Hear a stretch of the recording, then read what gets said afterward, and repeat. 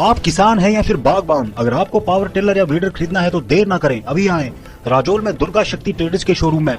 Highway किनारे स्थित दुर्गा शक्ति ट्रेडर्स किसानों का बड़ा हमदर्द बनकर उभरा है।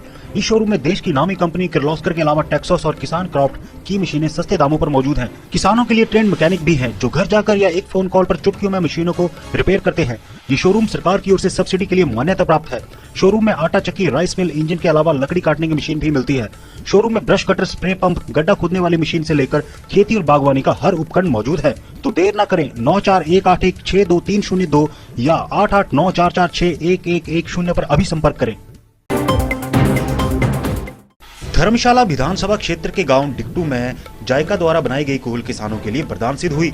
बगलामुखी समूह की प्रधान अनीता देवी ने बताया कि पहले खेती करना बड़ा मुश्किल था, खेतों में पानी तक नहीं पहुंचता था, लेकिन जब से ये कूल का निर्माण हुआ है तब से किसानों की आमदनी भी बढ़ी है।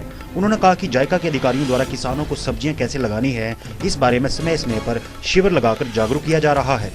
नमस्कार जी, आपका नाम? मेरा नाम अनीता कुमारी है आप और मैं किस समूह से जुड़ी हैं? बगलामुखी समूह से जुड़ी हूँ। कितनी महिलाएं काम करती हैं? 17 महिलाएं हैं हमारे ग्रुप में। अच्छा।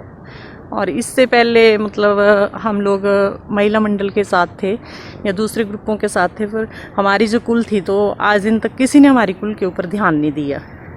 तो पानी की इतनी समस्या थी कि कहीं हमारे यहाँ आसपास में कोई आग ही लग जाए तो हमें पानी मतलब उसको बुझाने लायक भी पानी नहीं मिलता था।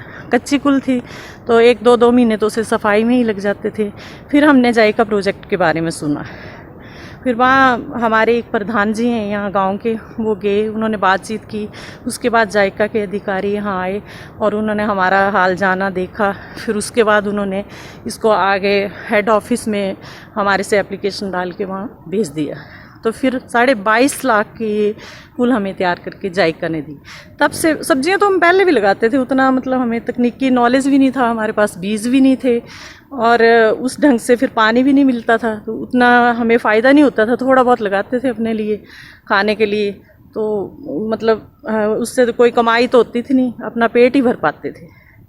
तो जब से जायका आया तो उन्नत प्रकार के बीज दिए, मशीनरी दी इन्होंने, साथ साथ में हमें ट्रेनिंग्स दी, जैसे मशरूम ट्रेनिंग्स दी, फिर सब्जियों को लगाने की, फिर इनमें साफ़ सफाई का ध्यान, कीड़ों मकोड़ों का, फिर पॉलीहाउस लगा के दिया। पनीरियाँ आसानी से अपने ही गांव में अवेलेबल हो जाती हैं। अब पॉलीहाउस मेरे पास ही है, तो टाइम टू टाइम मैं पनीरी देती हूँ और अपने गांव की औरतों को वहाँ से पनीरी भी वितरित करती हूँ।